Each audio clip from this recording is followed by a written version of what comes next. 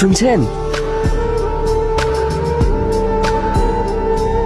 তুমি বেঁচে আছো? সেলিম, তুমি সেদিন আমাকে ছেড়ে কোথায় চলে গিয়েছিলে? আমি তো ভেবেছিলাম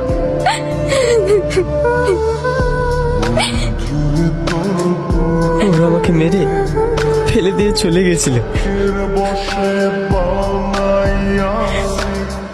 আমিও ভেবেছিলাম তোমাকে হয়তো হারিয়ে ফেলেছি। তুমি এই পাগলিটাকে নিয়ে যাও। জামা ভালো থাকিস, আর আমাদের ভুলে যাস না যেন। না মা,